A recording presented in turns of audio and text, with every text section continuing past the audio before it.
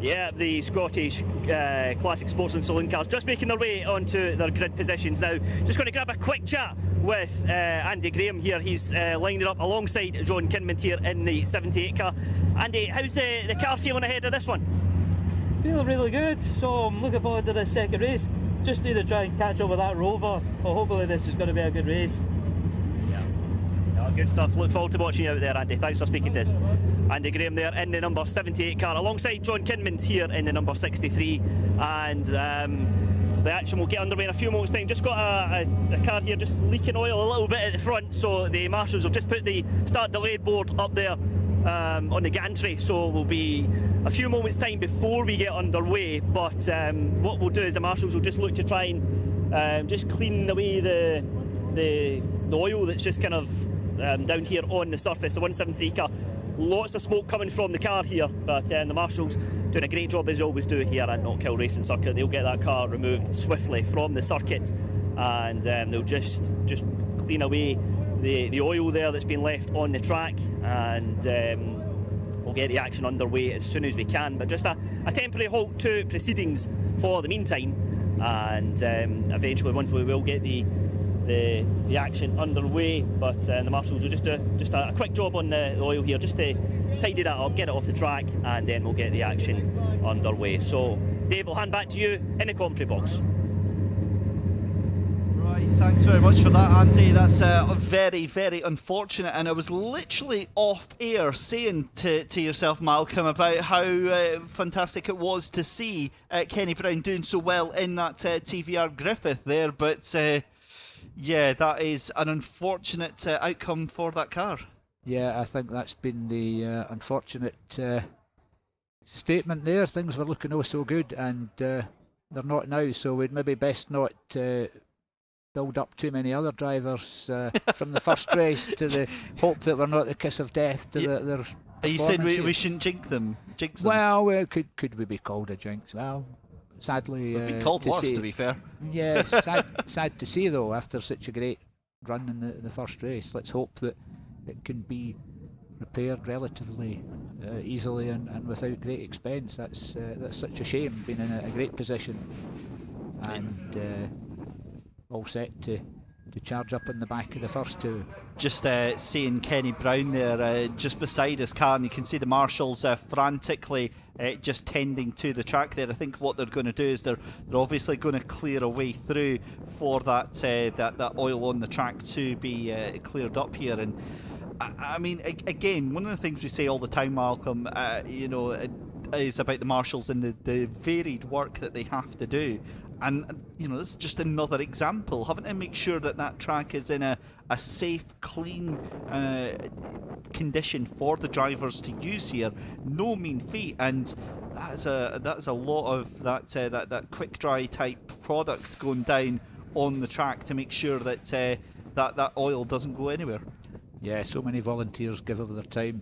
It's a great commitment from them to ensure that racing takes place, and you see just another example of it. And when you go around the track, if you have the chance to walk around it, or even from all the views that you would see on TV, you actually see how many people come here on a day to actually allow events to take place. And that doesn't include all the others who are behind the scenes in offices carrying out all sorts of work that allows the race to go as volunteers. They're all very dedicated. Well, while this is going on, great chance for us to have a little look through the grid then, and John Kinmont taking pole position from Andrew Graham. Now, obviously, we're going to have a hole on that row 2 as Kenny Brown having to retire his TVR from 3rd place. That means that Alistair Bapty will still start on 4th position, I would imagine anyway. But yeah, he's really coming to grips with that brand new car of his in that 4th position. Elliot Patterson starting in 5th position with Charlie Cope in 6th. Jimmy Crowe in 7th with Craig Houston in 8th position as well. Yeah, unfortunately we lost Alistair Coates, who did very well in the first race, and for those who watched the commentary and coverage earlier, you would have seen Alistair in the green Mark 1 Ford Escort RS 2000, the Tom Walkinshaw tribute car. He's had some engine difficulties, so he won't be out in the race, and he did particularly close battle with Adam Kinmond in the Rover Vitesse. That's car 64, the green and blue and white period logo that was used by the Rover Works team in the early to mid 1980s. Yeah, so gutted that we're not going to see Adam out there in that machine. And the thing is that Rover, despite it's not quite as big and as bulky as its bigger brother, the 3500, but the way that Adam was driving it, you can definitely tell that there was a lot of tips passed on from John on that one. Yeah, well, there will be of a similar build. I would think that Adam's car at 64 is perhaps even heavier than John's, as it doesn't have some of the weight-saving modifications, let's say. But yeah, I look forward to seeing him. We see from the rear there Ian Morton in his Austin A40. That's a car which he restored from a rather down at heel road going vehicle. Hours and hours of work that he's put into it to develop it into a competitive car, which he's been working on winters, nights and more over the past year or two. It really is a labour of love as well with these cars as well, because of their classic status. You usually find that there's some sort of a personal connection with the drivers. Maybe it's their first car that they had, or maybe it's the first car that they took to a track day. But more often than not, there's almost a personal and emotional commitment with these cars here. Yeah, and I think that's what leads to some people having cars that they compete in for many years. There's drivers here such as John and Andy Graham, whose cars we can see on screen at the moment in the front of the grid. They've raced these cars for several years, and for many of the classics drivers, that's the commitment that they have to that model, that style, but they're not chopping and changing them very often. And in a way, though, that could partly be on the basis that they've developed them, they've got them running the way they want. And why change something that's successful? That's a very, very good point, and I guess that's the entire ethos and the backbone of this historic classic sports and saloons. That's what they're built on. Looking through the field then, Malcolm, and your experience, or actually let's not talk from experience. Let's talk on a personal level. What's the favourite car for you? What's the one that you really are looking forward to seeing out there? Well, I'm a fan of late 70s and 80s cars. So the Golf of Charlie Cope I particularly like. Because it perhaps doesn't look the most racy of vehicles, but my goodness, how well it handles, how well it performs. And were the conditions slightly different here, with a bit of moisture, the front wheel drive advantage of the Golf would be, or let's say the advantage of the more powerful cars would be negated by the Golf's handling. So yeah, I'm very impressed with how well a car of that capacity can do. So he was making a great effort in race 1. Just looking as well at the obviously we've got the XR2s out there as well, but for me that brings it into conversation with the car of Ian Mitchell, the little Vauxhall Nova. Now I know you were saying great things about it in race 1, but for me personally, again, it's a car that I associate with quite a lot, because that's a car from my childhood, with the along with the XR2 as well. Interesting to see though, despite it being a 1.3 litre engine that's in that car, it's still able to kind of get the better of the likes of the XR2s with the 1.6 litre engine in it. Yeah, well, a car that's obviously been well developed from the way it's round there, and a very experienced driver. So he's using his best abilities to keep ahead. The XR2s that you see there, that's the two green and white cars to the rear left of the grid. They're subject to the traditional XR2 rules, which date back to the 80s when these cars first appeared. They first came out in 1984 or thereabouts, and have been raced as a single make series since then. So they stick to the rules of that, which are very restrictive on the performance modifications. So you could well find that the 1300 Nova with its permitted modifications is actually more powerful than the XR2s, and that's because the Nova is in a category that is allowed to be developed, whereas the XR2s are very strictly controlled in order that they have that level playing field that has always existed for them. Just to bring you up to speed then with a little bit of housework then, the board, as you can see there, saying it's going to be an 11 lap race, so we're losing 1 lap from the current racing order that was on the script. Obviously we're running a little bit behind schedule, which will affect the time of the final race, which is the Scottish Mini Cooper Cup. That will likely be delayed by about 10-15 minutes, but that also means that the driver's going to get another green flag lap here at Knockhill as we get ready to go racing. A fantastic speedy job done by the marshals as they retire themselves out of the grid then, and we get ready to go for another green flag lap. The marshals head to the back of the grid, they'll fly the green flag, and we'll be on our way for another warm-up lap. Yeah, just ahead of the A40 there, you see at the rear of the grid the red, white and black Fiat of Paul Bowers. That's 71. That's a Fiat 128 Coupe, rare car to be seen on racetracks now, quite possibly the only one of its type racing in Britain. They were popular in a one make and coupe series going back to the 80s and 90s, especially in Ireland. And that's where Paul purchased this car and has done a lot of work developing it into the standard that it is here. This is his second season of racing, and it's great to see a bit of variety on the grid, and also what we see, coming back to your earlier point about drivers having commitment to cars they knew or cars they liked. So many of them actually do the work themselves, so you also have their own personal time and commitment to it.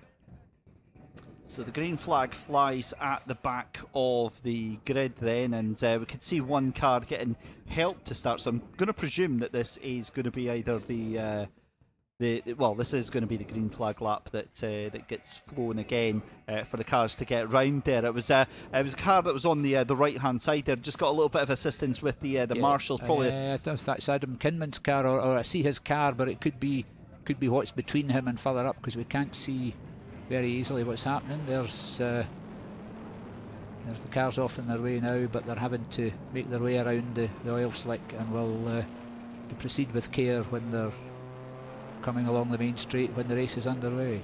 I'm pretty sure that was Ian Morton in that Austin A40 Ferreira, who just looked like he took a beeline straight for that oil patch. He's obviously feeling like living on the wild side today. Yeah, well, he could be lighting up the tyres if that was the case in more ways than one. Yeah, we'll wait with bated breath. But anyway, we go for our green flag lap here then, and the cars all get themselves round into order. And I can't really see anybody that's out of position apart from Kenny Brown. So let's quickly take you through the grid once more then. Pole position for John Kinman's in the Rover 3500. Andrew Graham will line up beside him in second place. Row 2 is going to be Alistair Bapty. We're missing Kenny Brown after that retirement on the grid. Elliot Patterson in 5th position with Charlie Cope in 6th. Jimmy Crowe is going to start in 7th with Craig Houston in 8th. Row 5 is going to be Adam Kinmans and Alistair Coates. Row 6 is going to be Ian Mitchell in 11th. Nicky Dixon in 12th position. Paul Byers in 13th. Duncan O'Neill in 14th. Ian Morton in 15th and David Riley in 16th. And I remember, just as you said there, one of the cars that we're not actually going to get on the grid, although didn't you say that was Adam Kinman? No, it's the Ford Escort, which was number 2 of Alistair Coates. There we go. He had engine problems after race 1, and it was he who had a great scrap with Adam Kinman in the 64 Rover Vitesse in race 1. So yeah, sadly Alistair had to retire. Now this is going to make things very interesting for a lot of the grids towards the back as the cars making their way onto the starting grids here, especially cars on that right hand side. You're going to get the feeling that they're just going to immediately dart off to the left to avoid that oil. What I'm worried about is how quickly and at how last minute they kind of leave that manoeuvre. Yeah, there'll need to be some proceeding with caution on their part as they head out at the start of the race. But yeah, it would seem to give the advantage to those from row 2 backwards to cars placed on the near side.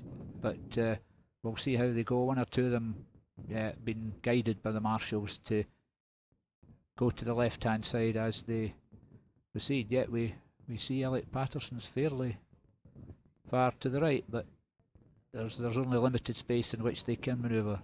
Yeah, I think it's just making sure that they're in their correct order and on the correct side of the grid as well.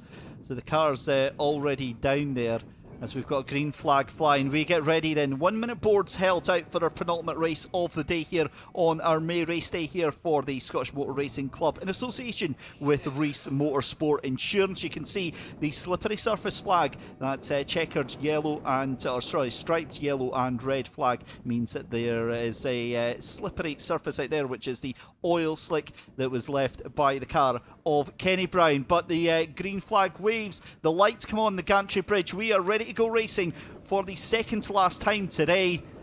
And away we go then. It's a great start for John Kinman and Andrew Graham. Again, not too many dives to the outside there. A lot of cars happy actually just to roll over that drying powder. And the cars heading down into Duffer Step for the first time of Askin. You can see them just coming into the right-hander at McIntyre's there. And that's a stunning move up the inside there from Alistair Baptiste in the number 13. He's not making short on time right now. I tell you what, he's looking already that he could be trying to take John Kinman here. Yeah, he certainly has the power in the car and the ability. It was certainly a demon start, and his overtaking manoeuvre on Andy Graham was very quickly executed.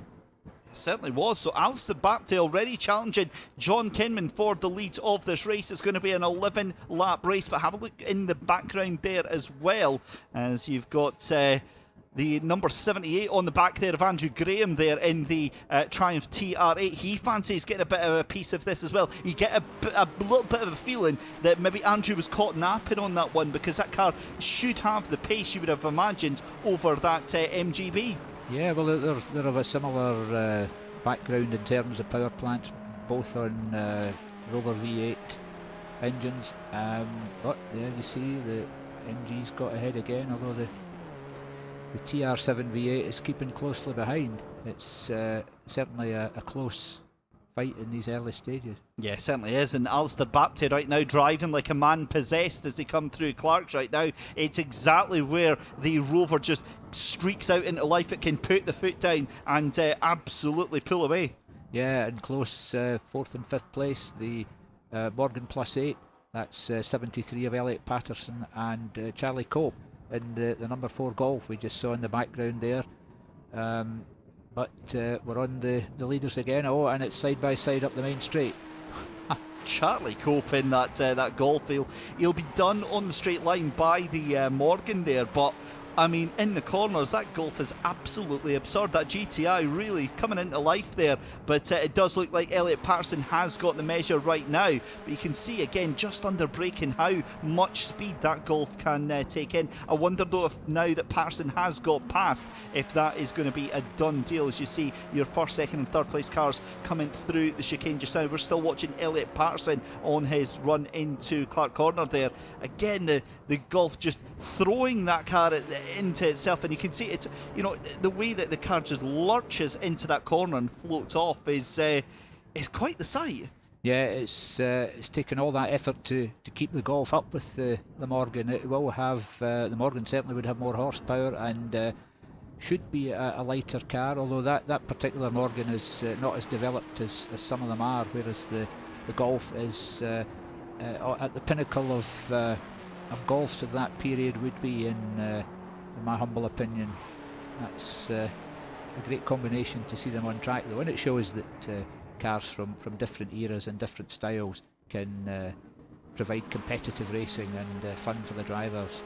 Ooh, Kinman lighting up those rear tyres. He is really under pressure from Alistair Bapty. And where was all this performance in race 1? Bapty lighting up the touch paper and really, really going for it right now. And unusually as well in the classic sports and saloons, this is actually a battle for class. All three of these cars in that E class as well. John Kinman, Alistair Bapty and Andrew Graham. So fascinating battle. Let's take you through some of the other classes. Ian Mitchell in the Vauxhall Nova down in 10th. So that's a great scrap as well for the A class battle. The number 11 car fighting it out in the Vauxhall Nova with Paul Bowers in the Fiat 128. Ian Morton in the Austin A40 Farina. They're 10th, 11th and 12th place as well. B class, and that's the number 71 there going wide. That is Paul Bowers, and that looks like a mechanical retirement. Yeah, sadly a retirement for Paul. He was doing well in his first race of today, and he'd had a successful time here at the last meeting, so disappointingly something has befallen him, and it's sad to see a few of our cars not being out on the track for either race 1 and race 2, and some retirements falling by the way, but they are pushing them on to try and get the most out of them, as you can see here. And that's the great thing as well, Malcolm, is the fact that you know, they might be retiring, but it's because they're being run absolutely ragged. You kind of don't mind seeing this. Just to bring you back up to speed then with the classes, as we said, Class B, Charlie Cope in the lead of that one, ahead of Craig Houston and Nicky Dixon. Class C is Crainy Brown, who is not taking part in the race, so he won't be classified in this. And Elliot Patterson, company 4th place on track, but in the lead of D class just now. And then the Ford Fiestas, it's Duncan O'Neill from by himself. In fact, no, David Riley actually joined us in this one, so David Riley in 2nd place in the XR2s. But look at Alistair Bapty hanging the tail end of that one out as he's trying to catch up to the tail end of John Kinman here. We've got 6 laps left to go, and unusually, again, it's very unusual that we see somebody able to challenge John Kinman, but you get the feeling Alistair Bapty could be up to the challenge here. Yeah, well, he's certainly up to it here. In the last race, Tommy Martin and Russell Patterson, neither of whom are here today, they say paved the way for a similar battle, but Alistair Bapty's the man doing it today, and John's doing his best to stay ahead in the rumbling Rover. Yeah, Tommy Gilmartin always gives me the impression as somebody that you would never ever want to cross paths with. Well, he's a competitive racer, and that's what they all are. So somebody who really enjoys his sport and has made a commitment here for many years and to many circuits. So it's people who do such things as racing commitment that are the backbone of the classic racing scene here.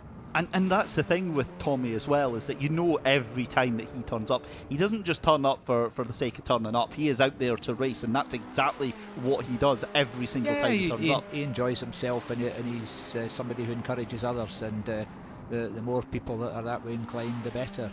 As we return to the leaders again, and they're Andy Graham's still keeping up with them in the TR7 V8 number 78, just not quite close enough to put a bit of pressure on Alistair Bapty, but I suppose Alistair has to keep a view in his mirrors when he's thinking of his chase for the front.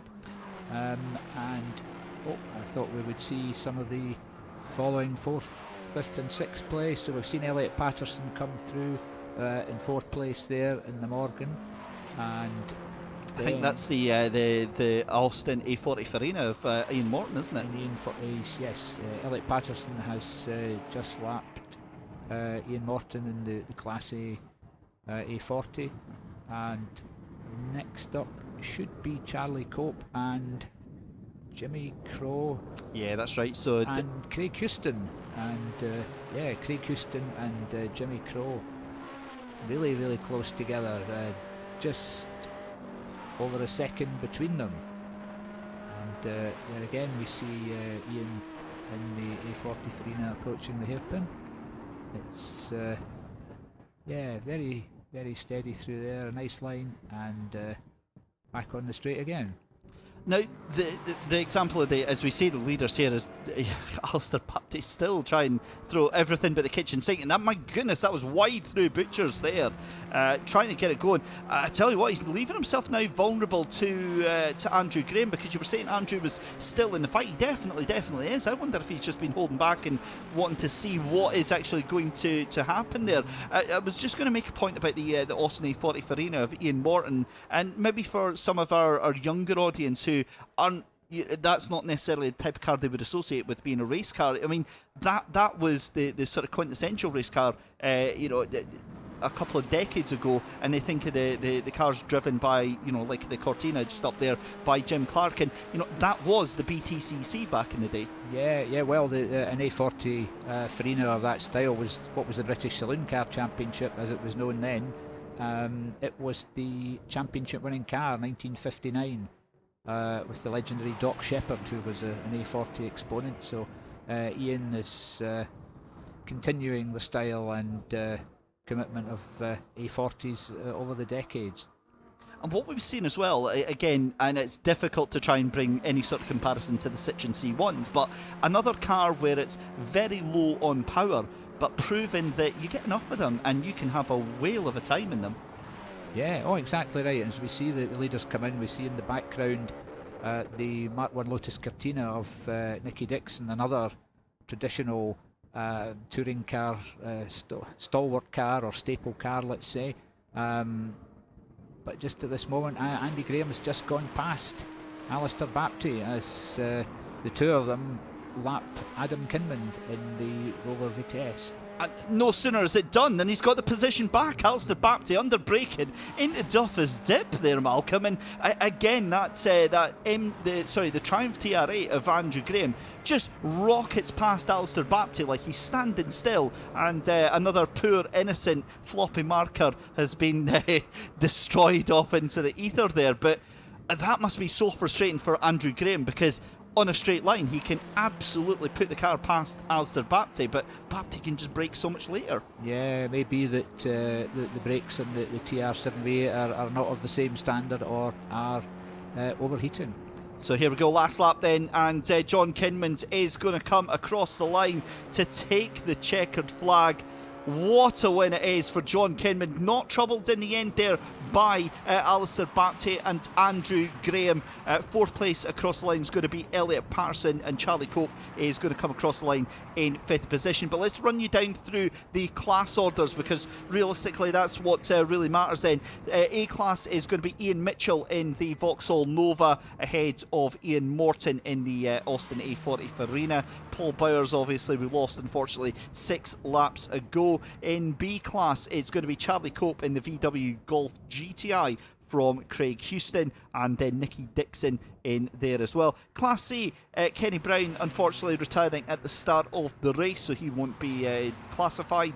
Elliot Patterson takes the D class honours ahead of Adam Kinmond. E class then, we saw that incredible scrap. John Kinmond takes the win from Alistair Baptiste and Andrew Graham. Jimmy Crowe finishing in 4th position. Then in the Ford Fiesta, the XR2s, Duncan O'Neill beats David Riley. But Malcolm, another brilliant classic sports and saloons race, and I mean, this is exactly what you expect when you come to see one of these races. Yeah, very encouraging to see the competitiveness throughout the field, and hopefully next time we have a similar or even greater number of cars on the track, because the crowd certainly will be impressed by them, and the drivers enjoy racing them. So here's to next time. Yeah, fingers crossed. It's always great to see burgeoning grids, and again, just brilliant stuff. But a huge thank you to Malcolm Smith for joining us here in the commentary box. Very much appreciated, and as always, nice to have somebody that actually knows what they're talking about with us in commentary. And great to see that got a couple of chuckles. You weren't supposed to laugh at that one, guys. Never mind. But as we see the cars heading round into pit lane, we're just a couple of minutes away before heading over to see Andy Alston to speak with our class winners. And of course, let's have a wee quick chat with this man here, Mr. O'Neill, in the XR2 class, because Really good action throughout the field there, we were just saying, and you must have really enjoyed how things have gone overall this weekend. Yeah, definitely, but I had a wee electrical fault, but I still managed to finish. It was cutting out and going and cutting out and going, so yeah, pleased we finished. Pleased to finish, so that was it. I just hope Dave came in alright. I've not seen him, so I don't know what happened there. So yeah, definitely car's going great, apart from this wee issue, but we'll get it sorted. And was that kind of coming in at the beginning of the race, midway through? When did you start to feel an issue? It started on the first race, but the battery terminal was a wee bit slack, but it's not that. I think it's a cut-out switch on the inside of the car. So I was moving it about inside, and I managed to get it a wee bit right and then cut out, so definitely good bit of racing. Brilliant, loved it. Yeah, good weekend as well. And again, what's the kind of expectations going into the next race meeting next month? Just looking to obviously make sure everything's okay first and foremost with the car, and then just kind of build on that. Yeah, I'll see. We'll take the wiring limit, the dash, and we'll see what problems are in there. If I need to renew it, well, they're just getting too old. They're nearly 40-year-old, so it's a bit of time to maybe get into the wiring job now. But apart from that, car's going brilliant. Suspension, wheels, tyres, everything are great. Engine is really smooth, so yeah, I'm enjoying it.